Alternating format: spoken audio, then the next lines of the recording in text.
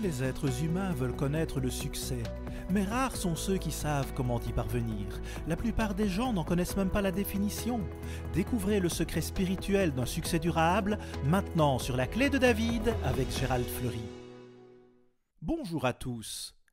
Herbert W. Armstrong est mort le 16 janvier 1986. Il était le chef de l'Église universelle de Dieu, le chef humain de cette Église, et l'année de sa mort, le revenu annuel de l'Église s'élevait à 163,7 millions de dollars, ce qui représente un revenu considérable pour une Église transmettant un message au monde. Il diffusait sur 382 chaînes de télévision, soit bien plus de chaînes que tout autre programme religieux aux États-Unis, ainsi que 36 stations de radio dans le monde entier. Et le magazine phare de M. Armstrong, La Pure Vérité, atteignait un tirage de 8,4 millions de dollars. C'est très impressionnant. Et c'était peut-être le plus grand programme religieux et le plus grand message jamais transmis à ce monde dans ce temps de la fin. J'aimerais citer un autre paragraphe. Ensuite, il y a les nombreux livres et brochures dont plus de 40 millions avaient été distribués au cours des 50 ans du ministère de M. Armstrong. Le livre le plus demandé était Les Anglo-Saxons selon la prophétie, envoyé à 6 millions de personnes. La brochure la plus populaire était Les 7 lois du succès, demandée par 3 millions de personnes. Et je vais vous parler en partie de cette brochure, les 7 lois du succès, mais j'aimerais me pencher sur seulement une de ces lois. Alors j'aimerais que vous fassiez la demande de cette brochure si vous ne l'avez pas, parce qu'il n'y a rien de tel sur cette planète quand il s'agit de discuter du succès dans la vie, et je pense que nous devrions tous nous intéresser à cela. Alors, dans cette brochure, M. Armstrong fait certaines des déclarations les plus choquantes que j'ai jamais lues dans ma vie, sur la façon de réussir. Et il était vraiment un exemple à suivre, montrant comment le faire. Je vais donc vous en donner une partie aujourd'hui. Il a écrit ceci. Lorsque j'étais un jeune homme de 23 ans, j'étais membre de la rédaction d'un magazine national. J'étais envoyé en tournée à travers les États-Unis, visitant 10 ou 15 États à chaque fois. Ma mission consistait à enquêter sur la situation des entreprises et à rapporter des idées et des faits prometteurs. Je m'entretenais avec des hommes d'affaires et des représentants des chambres de commerce. Je discutais de leurs problèmes avec des commerçants et des fabricants. Je recherchais des idées et des méthodes qui avaient été appliquées avec succès dans les domaines de la publicité et des relations publiques, de la réduction des coûts, de l'accroissement du chiffre d'affaires et de l'augmentation des revenus. L'une des choses que mes rédacteurs m'avaient demandé d'étudier était la raison pour laquelle quelques-uns réussissent et beaucoup d'autres échouent. Selon Dun & Bradstreet, certains des 95% de petits commerçants indépendants se dirigeaient vers la faillite. Les mêmes lois s'appliquaient aux femmes et aux hommes. Mais dans cette brochure, les 7 lois du succès, il expliquait que beaucoup de ces hommes et de ces femmes respectaient 6 des 7 lois du succès. Beaucoup d'entre eux étaient riches et avaient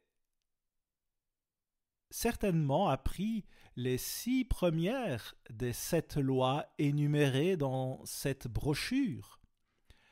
Mais je vais vous dire ceci, pendant 62 ans, j'ai respecté la 7e loi dont M. Armstrong parle ici, et Dieu m'a certainement béni de bien des façons en étant à la tête de cette Église, et nous avons 2 des plus beaux collèges du monde, un ici aux États-Unis et un en Grande-Bretagne, et puis nous avons un collège à temps partiel à Jérusalem.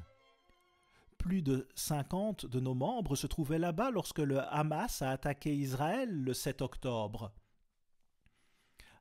Pour l'heure, ils sont bien sûr rentrés dans leur pays en toute sécurité.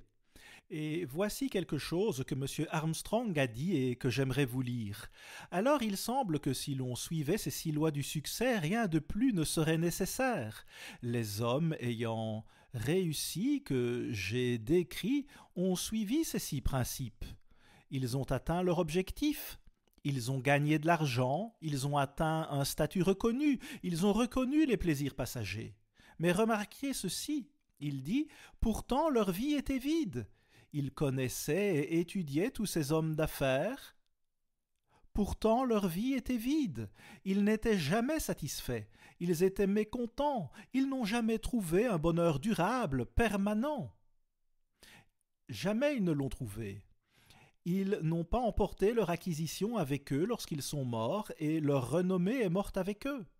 Ce qui leur manquait, et ce qui manque à toute personne qui échoue, c'était l'application de la 7e loi du succès, la plus importante de toutes. C'est l'ingrédient qui aurait tout changé. Tout aurait été changé, et c'est la vérité. Et vous pouvez le prouver. Il poursuit en disant « Pourtant, si nous voulons jouir des bonnes choses de la vie, de l'absence de crainte et de soucis, d'un esprit tranquille, de la sécurité, de la protection, du bonheur, d'un bien-être abondant, leur véritable source est le grand Dieu. Puisque tout vient de lui, de toute façon, pourquoi ne pas puiser à cette source dès le début ? Mais à notre époque de science moderne, de sophistication et de vanité, il n'est pas à la mode de croire en un créateur. Dans ce monde trompé, la connaissance de Dieu n'a trouvé que peu ou pas de place dans l'éducation moderne. C'est ce que nous constatons tout autour de nous.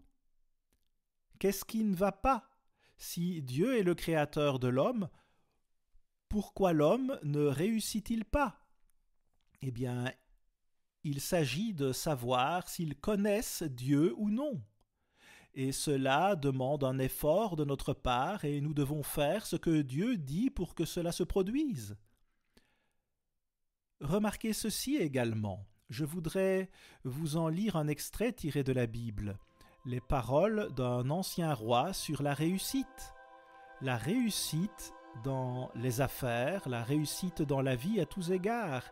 Et il parle de la vanité et des gens qui veulent être célèbres et de toutes sortes de choses de ce genre. Mais il ne s'agit là que de la réussite matérielle. Et ce n'est pas suffisant, cela ne va pas vous permettre de réussir vraiment dans tous les domaines de la vie. Évidemment, lorsque les gens réussissent, ils acquièrent de l'argent et ils ont des victoires monétaires et des acquisitions matérielles, ainsi qu'un enthousiasme et un sentiment de satisfaction. Mais cela n'est jamais durable. Cela n'est jamais durable. C'est incroyable. Est-ce vrai? Pouvez-vous vraiment le prouver? Eh bien, vous le pouvez. Monsieur Armstrong l'a fait il y a des années. Et il a tendu la main à ce monde en disant que chaque être humain sur cette terre a été créé pour être un grand succès. C'est ce que dit la Bible. Et je pense que nous devrions tous nous y intéresser. Il a mentionné Salomon qui s'efforçait d'atteindre le vent, et Salomon avait tout. Il avait tout. La plus grande richesse qu'un homme ait jamais eue sur cette terre. Apparemment, et pourtant, il a dit que cela le laissait vide et pas heureux. Là encore, nous pouvons trouver de nombreux exemples. D'abord, il y a M.J. Paul Getty qui vivait à l'époque de M. Armstrong et qui était multimillionnaire, et il a dit qu'il donnerait toute sa fortune pour un seul mariage heureux. Dieu nous dit comment avoir un mariage heureux. En fait, il nous ordonne de le faire. Si nous voulons réussir, c'est ce que nous devons faire. Remarquez cette déclaration étonnante un peu plus bas. Bien sûr, il y avait des plaisirs, et cela parle de ces gens qui gagnaient beaucoup d'argent et avaient un tel succès matériel. Mais ils étaient toujours suivis par des périodes de dépression. à chaque fois revenait une faim intérieure qui rongeait l'âme, des périodes de dépression, et une faim intérieure qui rongeait l'âme revenait. Cela revenait toujours. Peut-être après une période de bonheur et de joie, et il y en avait certainement, mais cela ne durerait pas. Cette faim revenait. Pourquoi? Qu'est-ce que c'est? De quoi parle-t-il? Est-ce que c'est quelque chose que vit chacun de nous? C'est en effet le cas, j'ai vécu cela tout comme chaque personne sur cette terre. Et je vous le dis que si vous commencez à étudier cela vous-même, vous pouvez beaucoup apprendre sur le succès, simplement par votre propre, disons, grand vide dans votre vie. Et pourquoi revient-il sans cesse? Qu'est-ce qui ne va pas? Remarquez ce qu'il dit. Pourtant, ces plaisirs et loisirs du monde n'ont jamais comblé le vide, ils n'ont jamais satisfait la véritable faim intérieure. Ces gens n'en étaient probablement pas conscients, mais leur faim était spirituelle, et la faim spirituelle n'est jamais satisfaite par la nourriture matérielle. Je pense qu'il s'agit là de l'une des déclarations les plus profondes que vous puissiez trouver sur la réussite et qu'elle est à la fois émouvante et stupéfiante, mais vous pouvez simplement y réfléchir et vous dire « Eh bien, c'est vrai, parce que cela m'est arrivé. Cela a certainement été le cas pour moi par le passé. » Mais il n'en a pas été ainsi dans ma vie pendant 62 ans. J'ai appris à combler ce vide il y a 62 ans, et il en a été ainsi de façon permanente dans ma vie. Et j'espère et prie Dieu que ça dure pour toujours, et il devrait en être ainsi pour chacun d'entre nous. Ces gens n'en étaient probablement pas conscients, mais leur faim était spirituelle, et la faim spirituelle n'est jamais satisfaite par la nourriture matérielle. Pourquoi donc les humains sont-ils ici? De quoi s'agit-il? Si Dieu est un créateur, quel est le but pour l'être humain? Eh bien, c'est sans aucun doute que chacun d'entre eux connaisse une formidable réussite. Et c'est ce qui va se passer sous peu. Et il y a plus d'une centaine de prophéties qui le disent. Tout cela approche un point culminant, et Dieu devra intervenir pour que toute chair humaine ne soit pas détruite par des bombes nucléaires et ainsi de suite. Voici ce que dit Jérémie 2, verset 13. « Car mon peuple a commis un double péché. Ils m'ont abandonné, moi qui suis une source d'eau vive. Ils m'ont abandonné, moi, la source des eaux vives, pour se creuser des citernes crevassées qui ne retiennent pas l'eau. Et cela vous laisse avec une faim intérieure, un grand vide dans votre vie. Quel est ce vide? Comment le combler? Eh bien, Dieu nous dit dans de nombreuses écritures que c'est un vide spirituel. Nous devons nous concentrer sur l'aspect spirituel si nous voulons apaiser cette faim. Et vous ne vous débarrasserez pas de cette faim toute votre vie tant que vous ne l'aurez pas fait. Je vous le dis, c'est ce que dit la Bible. L'expression citerne brisée implique, en d'autres termes, que l'eau s'échappe directement et ne remplit jamais cette faim intérieure. Je trouve cela très passionnant. C'est le cas aujourd'hui comme il y a des années, et ce sont des déclarations stupéfiantes que M. Armstrong a faites, et j'ai certainement dû l'apprendre à mes dépens. Mais encore une fois, il y a un vide dans notre vie. Même s'il disparaît pendant un petit moment, il revient. Il n'est jamais supprimé de façon permanente, à moins d'avoir cette connaissance de Dieu. Vous apprenez à connaître Dieu, le vrai Dieu, le véritable Dieu, et donc le véritable succès. Et nous devons nous débarrasser de ce vide pour toujours. C'est ainsi que nous trouvons le bonheur. Nous voyons le but de la vie. Nous savons pourquoi nous sommes ici et pourquoi Dieu nous a placés ici. Et tout cela est expliqué dans votre Bible. J'espère que vous lisez votre Bible. En tout cas, c'est expliqué dans la Bible. Et je vais vous montrer dans un instant qu'il y avait un homme qui comprenait très bien cela et qui avait appris cela à ses dépens. Mais quoi qu'il en soit, nous voulons apaiser cette faim et avoir beaucoup de liberté et de bonheur dans la vie, bien sûr. Alors M. Armstrong a écrit « Et je sais maintenant qu'aucun être humain ne doit jamais devenir un échec, pas un seul. Mais nous savons que nous voyons toutes sortes de personnes qui sont des échecs.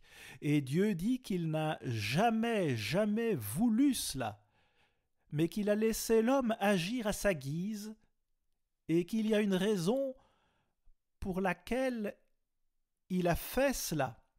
Ainsi, chaque individu a été placé ici afin de réussir, mais les hommes ont choisi quelque chose d'autre que ce que Dieu a dit de choisir, cet arbre de vie. Mais il ajoute en toute franchise, ne s'agit-il pas là d'un état choquant des affaires humaines? C'est en fait la tragédie colossale de toute l'histoire. Il a même raconté cet exemple lorsqu'il était jeune homme, secrétaire de la chambre de commerce. Il avait entendu parler d'un homme très célèbre dans sa ville. Cet homme était vraiment très riche, il possédait tant de choses, mais ensuite vint la dépression de 1920 et cet homme a tout perdu et il se suicida. Il y avait donc quelque chose qui n'allait pas. Permettez-moi de vous lire une histoire tirée directement de la Bible à propos d'un ancien roi qui a dû apprendre cette leçon à ses dépens. Il s'est dit « Allons, je vais essayer le plaisir ». Et il dit « J'ai cherché par l'esprit comment réjouir mon corps par le vin, l'esprit me guidant toujours par la sagesse, et comment m'attacher à la folie jusqu'à ce que je voie ce qui est bon. » Et il poursuit un peu plus loin, « J'ai bâti des demeures, j'ai planté des vignes, je me suis aménagé des jardins et des parcs dans lesquels j'ai planté toutes sortes d'arbres fruitiers et j'ai fait des étangs pour arroser les arbres de mes plantations. J'ai amassé de l'argent et de l'or, de véritables trésors royaux, je me suis procuré des chanteurs, hommes et femmes et de nombreuses maîtresses, le délice de l'homme. Je ne me refusai rien de ce que je convoitais. Je n'ai refusé à mon cœur aucune joie, car mon cœur ressentait du plaisir dans tout cela, tant j'ai tiré profit de tous mes efforts. Mais, conclut-il, lorsque j'ai regardé tout ce que j'avais accompli, mes efforts et mes difficultés, tout cela était vain et futile. Tout n'était que vanité et recherche du vent. » Quelle déclaration puissante! Il avait tout et vous pouvez le prouver.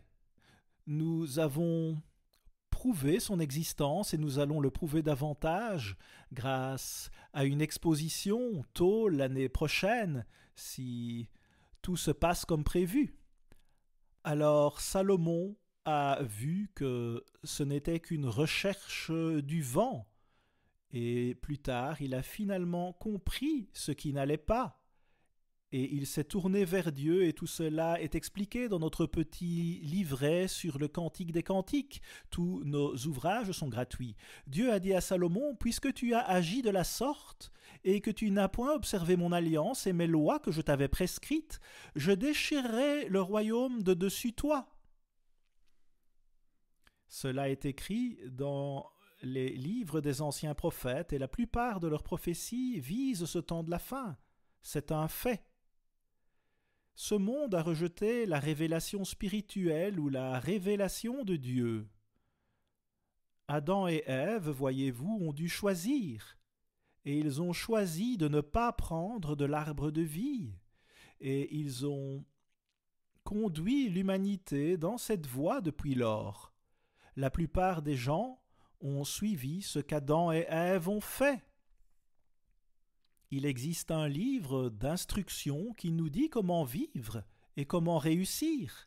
Bruce Barton a dit que c'est le livre que personne ne connaît. Les gens ne le connaissent pas vraiment. Les scientifiques, les enseignants et même le clergé chrétien ont besoin d'en savoir beaucoup plus sur ce livre. C'est Jésus-Christ sous forme imprimée, l'homme le plus réussi de loin. Et il nous donne une possibilité de vivre éternellement. La vie a un but. Dans Ésaïe 64, verset 8, Dieu dit « Je suis le potier et vous êtes l'argile. » Vous êtes l'argile. La plupart des êtres humains diront « Pourquoi m'avez-vous fait ainsi ?» Ils ne veulent pas suivre la voie de Dieu. Ils ne sont pas soumis à la loi de Dieu à cause de leur propre nature humaine qui doit être changée et éliminée de leur vie. Le verset 6 de Jérémie 18 dit également quelque chose de très similaire. Je n'ai pas le temps d'aborder toutes ces écritures, mais vous pouvez les lire vous-même et les étudier. Mais Dieu dit que vous avez le libre arbitre et qu'il ne va pas imposer quoi que ce soit à l'homme. Il ne le fera pas. Il a dressé devant l'homme deux modes de vie. Il y a la voie de vie. Choisissez la vie, choisissez la vie. Ne choisissez pas la mort. Nous devons faire un choix. Nous disposons d'un libre arbitre moral. Dieu nous fait choisir. Il ne va pas imposer cela à qui que ce soit. Il faut se fixer le bon objectif. Vous voyez, c'est crucial. J'en prends aujourd'hui à témoin contre vous le ciel et la terre. J'ai mis devant toi la vie et la mort, la bénédiction et la malédiction. Choisis la vie afin que tu vives, toi et ta postérité. Vous, vos enfants, votre famille, tout le monde devrait choisir la vie. C'est une question spirituelle, pas matérielle. Nous ne pouvons pas combler ce vide à moins d'acquérir la compréhension spirituelle et de connaître le Dieu vivant. C'est la raison pour laquelle nous sommes ici sur cette terre. Vous devez vous en informer. Dieu dit dans Jacques 1, verset 5, que si vous manquez de sagesse, il vous la donnera. En d'autres termes, la sagesse pour réussir dans la vie et faire les choses les plus merveilleuses que Dieu nous donne, le mariage, la famille et toutes les bénédictions qu'il veut que nous ayons sur cette terre. Et cela mène à quelque chose pour l'éternité. C'est d'une aide divine dont nous avons besoin. Nous devons avoir la foi et Dieu nous donne vraiment toutes sortes d'avantages, mais il dit « Cherchez premièrement le royaume et la justice de Dieu, et toutes ces choses vous seront données par-dessus.